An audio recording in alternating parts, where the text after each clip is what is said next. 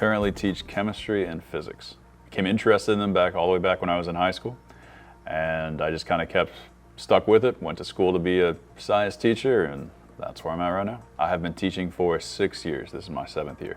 Taught biology for 5 years. Chemistry is what I wanted to try to get to. So it actually took me 5 years to get here. Yeah, I've only taught chemistry for 2 years.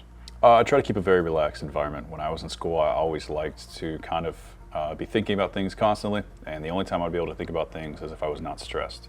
So my style of teaching, I try to create a stress-free environment, and then I try to propose questions and have the students work through the questions with guidance. And I think especially for physics, chemistry needs a little bit more guidance, but especially for physics, I think that's the best way to learn. So today in AP Chemistry, we are going to go over exceptions to what we call the ideal gas problem. And the ideal gas is basically how gases, when we talk about them in math, we say that they don't attract each other, but the real world is very different and they do attract each other.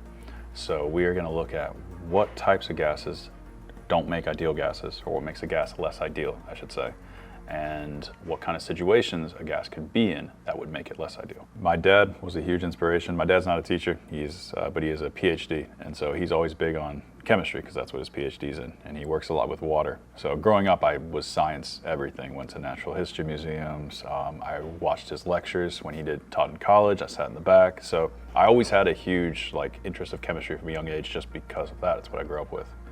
The teaching side of it is actually because when I was in high school, some of my role models were teachers, specifically my basketball coach. His name was Alan Green, and he was a very, very good teacher. He was my AP microeconomics teacher, and he was my geography teacher.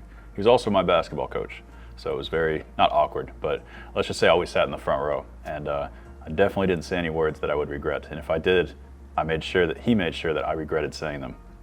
But he was a very good teacher, and because he taught me those lessons, I kind of combined science, teaching. Clearly I don't teach economics, so multiple inspirations, and that kind of led me down that path.